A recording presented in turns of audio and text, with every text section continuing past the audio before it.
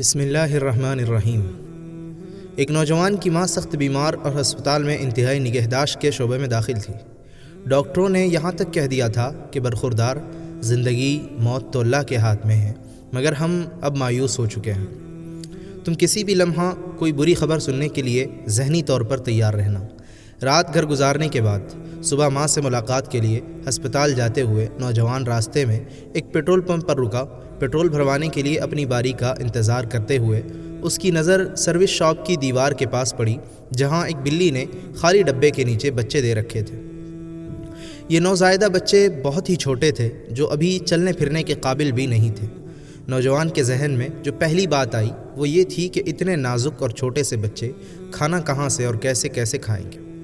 یہ خیال آتے ہی اس نے اپنی کار ایک طرف ہٹا کر بند کی، پاس ہی کھڑی ایک ریڑھی سے چھوٹی چھوٹی مچھلیاں خریدی اور اسے بلی کے بچوں کے پاس رکھا۔ بچوں نے کھانا شروع کیا تو وہ خوش ہو کر اپنی کار کی طرف گیا اور پیٹرول بھروا کر اسپتال جا پہنچا۔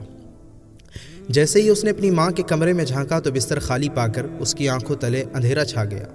ڈوبتے دل کے ساتھ ایک نرس سے پوچھا، میری امی کہاں ہیں؟ نرس نے کہا، آج آپ کی امی کی طبیعت معجزاتی طور پر سنبھلی تھی۔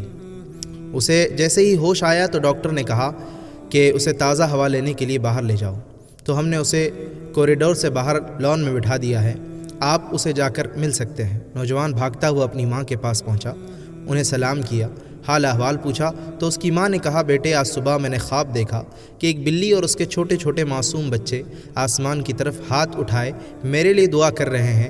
بس یہ خواب دیکھتے ہی میری آنکھ کھل گئی اور باقی کی صورتحال تم خود دیکھ رہے ہو۔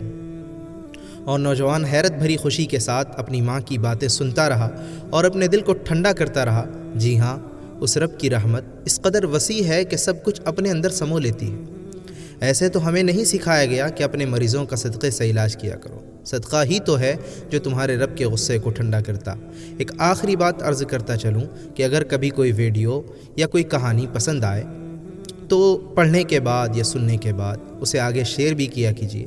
یقین کیجیے کہ اس میں آپ کا بمشکل ایک لمحہ صرف ہوگا، لیکن ہو سکتا ہے کہ اس ایک لمحے کی اٹھائی ہوئی تکلیف سے آپ کی شیئر کردہ تحریر یا کوئی ویڈیو ہزاروں لوگوں کے لیے سبق آموز ثابت ہو۔